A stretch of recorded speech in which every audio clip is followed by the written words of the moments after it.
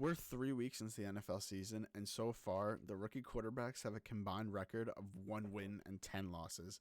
In this video, we're going to discuss why the rookies have gotten off such a slow start, and which rookies are going to be able to turn it around for themselves and look like actual NFL quarterbacks by the end of the season. So let's get into the video. Well, no one really expected the rookie quarterbacks to ever do something, but I don't think anyone expected them to have a combined record of 1 and 10 through 3 weeks of the NFL season. Now, the only win that the rookie quarterbacks actually have is when Mack Jones, the rookie for the Patriots, played Zach Wilson, the rookie for the Jets, and the Patriots ended up winning that game, and Mack Jones is the only quarterback to have a win as a rookie quarterback, and it was against another rookie quarterback. So obviously one of the rookies was going to have to win unless they tied, which is very rare in the NFL. Is this surprising? I think it is extremely surprising, just strictly based on the fact that when you have, these rookie quarterbacks, it takes some time for, maybe the defenses to learn them. Maybe they have some quick success. But the other surprising thing is I don't think people had realistic expectations. Let's look at the Jaguars and the Jets and Trevor Lawrence and Zach Wilson to start, just because those are the first 2 overall picks. Those were the quarterbacks that everyone was talking about leading into the NFL draft. They're supposed to be the saviors of their new team, which I don't think any of the other 3 quarterbacks that were drafted in the first round really had. Zach Wilson, Trevor Lawrence were coming to save their franchises. The Jets, for Zach Wilson, they were the laughing stock of the NFL last season. They had Adam Gase as their coach. The team looked terrible. They had no close games, really. The close games they did have, they found a way to lose, except against the Rams. They really just looked terrible in general. And yet the Jaguars still finished with the first overall pick, which means the Jaguars were actually worse than the Jets. So that just proves how bad both teams were. The laughingstock of the league wasn't even the worst team in the league. The Jaguars got off to 1 win in the beginning of the season. They upset the Colts in that week 1 last year. And people were like, oh, maybe they'll win a few games. They had Gardner Minshew. People were still questioning if he was a quarterback or not. There was all that Minshew mania hype. And then the Jaguars ended up losing their next 15 games when the Jets, got 2 wins throughout the season. So the Jaguars finished with the first overall pick. They draft who everyone knew was going number 1 overall probably for the past 7 years, ever since Trevor Lawrence probably graduated high school. I mean, he never lost a regular season game in high school. He's never lost a regular season game in college. He won a national championship in college. He just was the obvious number 1 overall choice. That was who the teams were fighting for, quote unquote, because no team was actually fighting to lose. But that's who everyone knew the first overall pick would be Trevor Lawrence. And now Trevor Lawrence is a rookie in the NFL. He started 3 games and he hasn't won a regular season game. So a complete opposite of the rest of his career that he's had for his football career. But can we really put the blame on him? He's playing on a team that just, the entire coaching staff may have changed from last year, but they went 1-15 for a reason. You're not going to completely flip that team around. He doesn't have a great offensive line. Now, they have played better than people thought after the preseason when Trevor Lawrence was pretty much being snapped the ball in shotgun and about a second later was getting smacked in the mouth by a defensive player already. They've played better than that, thankfully, for Trevor Lawrence at safety. But he doesn't have a great wide receiving core. He doesn't have a great tight end. They do have a good running back in Cam Johnson, or not Cam Johnson, I'm sorry. They have Cam Robinson. They have a good running back. They really don't have a great offensive line, so it makes it hard for both of those players to get something going. What I think has shocked the most people and why people are questioning Trevor Lawrence as a quarterback is the fact that him and Zach Wilson are tied for the league leaders in interceptions. And through 3 games, they have 7 interceptions. Trevor Lawrence has had a 54.2 completion percentage. He's thrown for nearly 700 yards and 5 touchdowns with those 7 interceptions. And he has a QBR, which stands for quarterback rating for anyone who doesn't know, which is out of 158.3. He has a 23.1. I think the league average is somewhere between an 80 and a 90, so he's significantly lower than the league average, and it's by quite a margin. So that's really what's been the big thing about Trevor Lawrence is he's had so many interceptions, which we've never seen from him before. The Jaguars are losing games, especially week 1 when they're playing against the Texans, who were projected to be a really bad team this year. The Jaguars got beat really badly week 1 against them. And then they've played 2 good teams since then. But this past week, you kind of saw some things change for Trevor Lawrence and the for the Jacksonville Jaguars while they played the Arizona Cardinals. Trevor Lawrence had a costly pick that actually gave the Cardinals the lead. Wow, it's messed up speaking. It gave the Arizona Cardinals the lead in the third quarter. It was a pick six.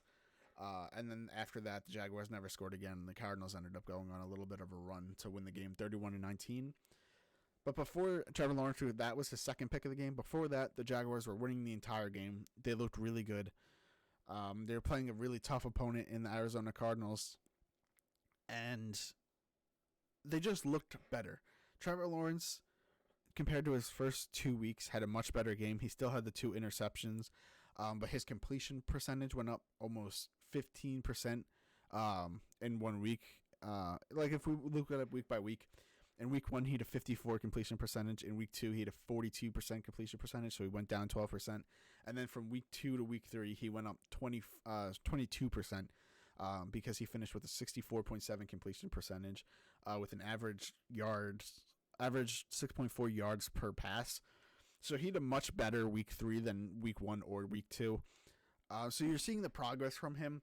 I think people are just kind of clowning on the fact that he has 7 interceptions and the Jaguars are 0-3 when, this was supposed to be the turnaround. I think we're just setting unrealistic expectations for him. And he doesn't have a veteran quarterback behind him. I mean, the only other Jaguars quarterbacks on the roster are C.J. Beathard and Kyle Lauletta, who I don't even know who their third-string quarterback is. A probably practice squad player, but you gotta. He has no one to turn to besides Urban Meyer, who Urban Meyer's never even been a coach in the NFL. I think that hurts him as well. Urban Meyer, obviously one of the greatest college coaches of all time. He's had multiple national championships. But he's unproven in the NFL, and we've seen with a coach like Nick Saban, who is one of the greatest college coaches in the college football. He failed in the NFL, and it's not like he tried many times. He only tried once with the Miami Dolphins, but he failed, and that team didn't look good either. I don't know if he's a good NFL coach. It's going to take him some time, but you have technically 2 rookies there. You have rookie quarterback Trevor Lawrence, and then you have rookie coach Urban Meyer. It's going to take them some time to figure it out, so I understand why people are making fun of him with the 7 interceptions. But we have to, give them the benefit of the doubt that they're just trying to figure out the NFL. And at the end of the season, we'll really be able to tell more about what kind of quarterback and coach they become. And then we'll move into Zach Wilson, who I think has one of the harder rookie seasons because he really shot up the draft board out of nowhere last year with BYU, and people were not sure if that was smart of the Jets to draft him number 2 overall, because they were like, oh, he didn't play great competition at BYU. He could literally just throw the ball and his receivers will win the ball because they were significantly better than the cornerbacks. But you could say that about Trevor Lawrence and Clemson being better than every other team. You could say that about Mack Jones in Alabama, Justin Fields in Ohio State. You could say that when any quarterback's on a more talented team than the teams they're playing. But Zach Wilson obviously has more to prove, and he's really been called a bust more than any other rookie quarterback so far, more than Trevor Lawrence. And, I mean, that's rightfully so. He's tied with Trevor Lawrence for the most interceptions in the league at 7. However, he only has 2 touchdowns opposed to Trevor Lawrence's 5 touchdowns. He's thrown for only 628 yards, which is about 50 yards less than Trevor Lawrence. And his completion percentage is actually a little bit higher than Trevor Lawrence's. But you have to give him the same benefit of the doubt that we're giving Trevor Lawrence, because he also has a rookie head coach. His rookie head coach, Robert Saleh, has been an NFL coach for a long time. He was the coordinator for the San Francisco 49ers. Before that, he was a coach for the Seattle Seahawks and other teams as well. He's been in the NFL longer, so you got to give him some credit there. He has, maybe a higher chance to be able to figure this out a little bit quicker than Urban Meyer may. But, again, a rookie head coach and a rookie quarterback, you can't expect a lot. They both need to figure out what their jobs are, what kind of identity they're going to, create in the league. And Zach Wilson has had the unfortunate situation of his offensive line is terrible. I mean, he's literally running for his life almost every single play, and now his offensive line is almost turning against him. There were some comments made by right guard Greg Van Roten and center Connor McGovern. Anyway, so right now things aren't looking great for him and great for the New York Jets in general. Hopefully they could turn it around. But Zach Wilson also has the receivers with the most drops. It seems like anytime it's a second down or third down play, Zach Wilson will find a person that's wide open and the ball's dropped. That's affecting his stats. So we can't really look at him based on his stats in general because his wide receivers aren't helping him out at all. His tight ends aren't helping him out at all. The Jets have had virtually no running game at all. So basically, Zach Wilson is being set up for failure, similar to how Sam Darnold was set up for failure. And just like Trevor Lawrence, the New York Jets backup quarterbacks are Mike White and Josh Johnson. Mike White is actually the second string quarterback, and he's never played a single snap as a start or in an NFL regular season game. So he has no help besides his offensive coordinator, Mike LaFleur, who's been under a lot of fire recently because of he doesn't look like a great offensive coordinator so far either. But again, he's a rookie offensive coordinator. You got to give him time to figure it out. The Jets are definitely an extremely young team, an extremely young coaching staff, which I think people are kind of throwing away. You're going to have to give this team even more time to grow. Will the fan base of the Jets, will the NFL fan base give them that time to grow? We'll see. You're definitely going to need to see a little bit quicker of a turnaround because that Jets offense has looked absolutely abysmal this season, and hopefully they can turn it around. And then there's the third overall pick, who really didn't have high expectations because he was drafted by the San Francisco 49ers. They did give up a lot to get that third overall pick. However, they have Jimmy Garoppolo starting for them right now, and Jimmy Garoppolo has not given the 49ers a reason this season to start Trey Lance over him. So Trey Lance has seen the field in special plays and stuff like that, but he has not actually taken a snap as a starter in the NFL yet. So we can't really grade him. We don't know what he is so far. I actually like when teams, give their quarterbacks time to grow. I think that helps them. Again, that's coming from a fan perspective. I'm not a player. I'm not a coach. I'm not a former player, so I can't really speak on if that helps. But looking at it from the outside, it seems like quarterbacks that sit for a little bit end up doing better. And then the 9th overall pick, Justin Fields, who had maybe the worst rookie showing out of anybody so far. And I don't know if it's completely on him. I didn't watch the game. I was only able to see the highlights, and obviously the highlights are going to show the highlights. So I couldn't see, on plays that were nothing, if he was able to create something, and there was drops like Zach Wilson has had, or no running game, or I couldn't see that for myself. But looking from the outside, Justin Fields ended up finishing his rookie game or his first rookie start with 6 completions on 20 attempts, for an average of 3.4 yards per pass and a 30% completion percentage and 1 interception. Oh, I'm sorry. Actually, his 1 interception was when he came in for Andy Dalton last week. So, no, he did not have an interception in his first career start, but he does have an interception on the season. But he was also sacked 9 times for like 67 yards, and he threw for 68 yards, which means they had a net passer rating of 1 yard in the game. The Chicago Bears had absolutely no offense against the Cleveland Browns to Justin Fields' first start. And I'm going to put this one solely on the coach because unlike the last 2 quarterbacks we've talked about, Matt Nagy has been an NFL coach, a head coach for a couple years now. And the biggest thing about the Bears is they've had no offense under him. And he's supposed to be an offensive coach. He came from the Kansas City Chiefs offensive coordinator, obviously a few years ago. So not the same offense we're seeing in Kansas City now. But he's supposed to be an Andy Reid umbrella coach. He's supposed to have these offensive plays, and he has just never had a top offense. And the only reason they have a good defense is not because of him, because he's an offensive coach. They just have phenomenal players on defense that make that defense look great. I don't think he's a great coach in the NFL. I think we could place a lot of the blame that Justin Fields had, or the failed success that Justin Fields has had so far, on Matt Nagy. Again, we've only seen him play 1 game, just like Trey Lance. We don't really know what he looks like. The Cleveland Browns are a very talented team, especially on the defensive front. Jeremiah Owusu-Koramoah is their new linebacker, and he was drafted in the 2nd round, I believe, and he's an absolute stud. He fell because of injury, but he's a stud. We've seen that already through 3 games with the Browns. They have great cornerbacks, good safeties, great defensive line with Jadeveon Clowney and Myles Garrett. So we're going to see, what happens. They keep saying that Andy Dalton is the starter, so we don't know how many times we're going to see Justin Fields start this year. His first start didn't go well, but we got to give him time. Hopefully he gets a new coach. That's what I'm hoping for. I want to see him under a real offense, a real NFL offense because I think he was a pretty good quarterback at Ohio State, and he needs a fair shot. I don't think you could write him off just yet. And then we move on to the 15th overall pick. Tom Brady 2.0, as people have been nicknaming him, is Mack Jones. And Mack Jones has looked the best out of every single rookie starter this year. He's the only quarterback with a win so far. So far, he has a 67.5 completion percentage, which is the highest. He's thrown for over 700 yards, the only rookie quarterback to do that so far. He has 2 touchdowns, so he's tied with Zach Wilson. Trevor Lawrence has the most with 5, and 3 interceptions, which all came this past weekend against the New Orleans Saints.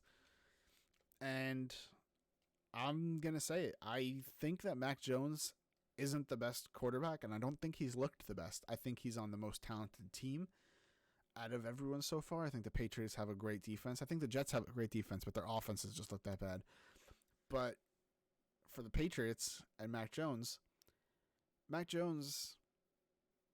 has thrown for a lot of yards, but all of his yards mostly are on screen passes and checkdowns, which, you know what? That's what people said Tom Brady did there, so I can't say that's not success.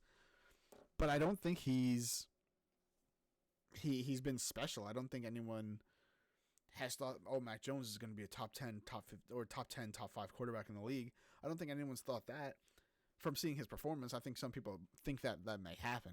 From the 3 games we've seen, I mean, against Miami week 1, he actually looked really good. He had a 74.4 completion percentage, 281 yards, and 1 touchdown, no interceptions. Really good first week. There was a lot of upside. And then he goes against the Jets. They did beat the Jets.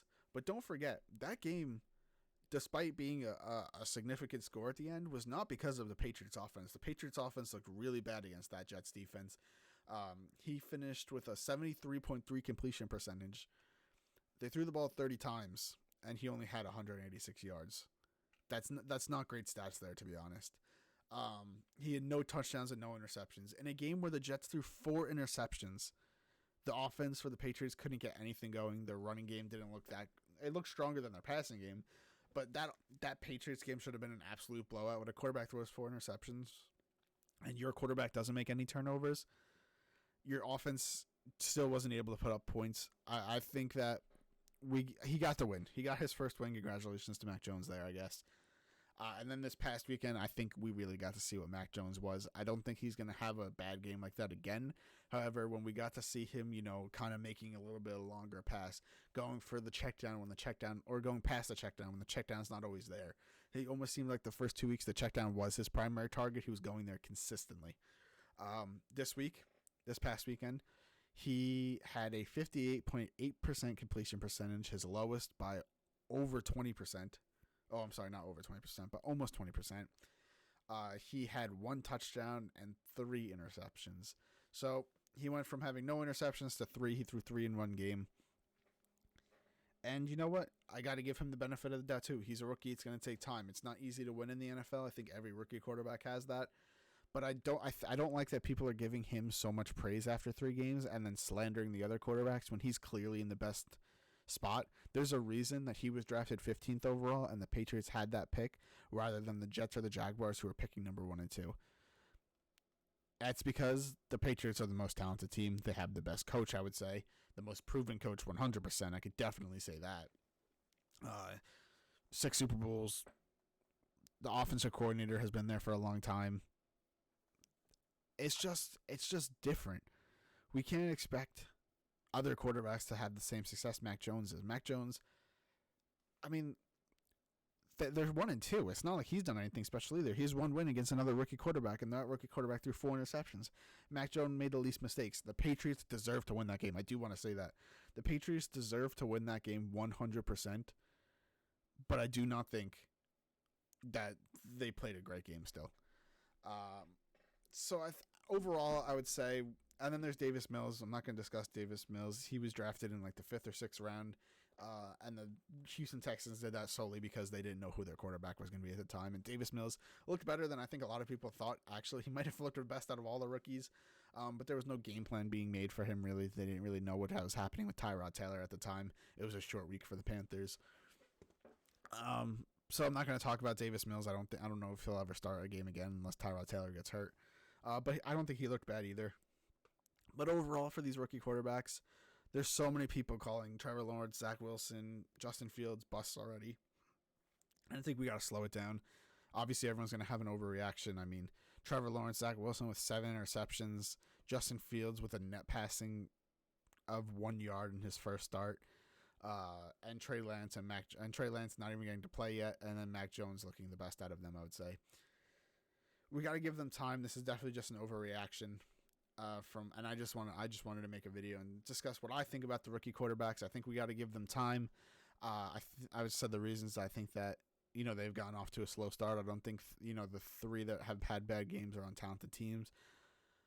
They don't have talented coaching staffs, experienced coaching staffs for some of them. It's going to take them time. I think we're going to have to come back to this topic at the end of the season so we could really see what kind of players these guys might be in the future. But a rookie year is all about seeing growth.